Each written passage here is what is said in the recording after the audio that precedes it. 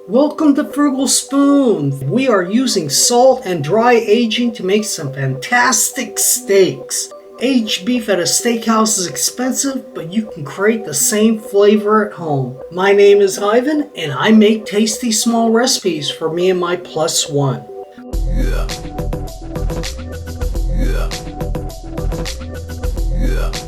Dry aged beef is very tender, but more importantly, very, very tasty. The last dry aged steak that I had was at Jocko's Steakhouse in Como, California.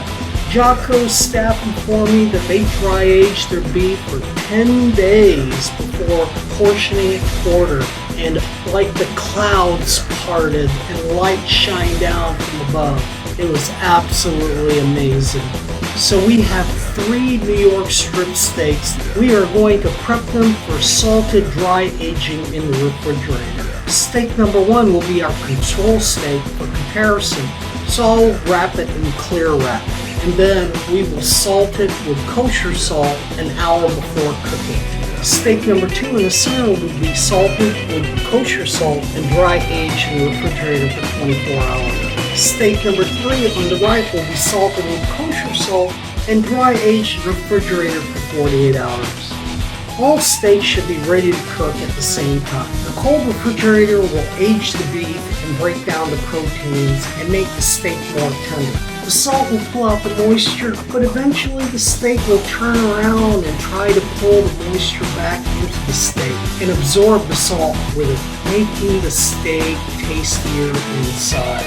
I have a 6x6 inch baking pan with a rack for steak number 3 for the 48-hour dry aging process. Now, some of you kids in college may not have this, but no big deal. Use a plate with 3 forks. Wedge the prongs of the 3 forks together and spread the forks to make a rack on the plate. Easy peasy. Salt steak number 3 with a half tablespoon of kosher salt on all sides of the steak. Some steaks need more salt or less due to their surface area and thickness. Place your steak on your rack. The steak needs to be exposed to cold, dry air from the refrigerator, but we want to protect the steak. I use 3 toothpicks and insert one at each end of the steak and a third in the middle. The toothpicks would be my poles for my little tent. I have 1 sheet of paper towel and folding it in half to cover the steak. Every 6 hours or so I will peek at the meat. Opening the fridge isn't bad for the meat, except for the change in temperature, which you want to keep constant around 35 degrees. But opening the fridge will let out some of that funky smell as the meat ages, and there will be some funk. Be ready for that. I will dab out any blood out of the container every 6 hours or so, and then change the top paper towel. You're going to open the fridge anyway during that time. You can baste steaks with liquefied butter, olive oil, and add some chopped garlic and herbs.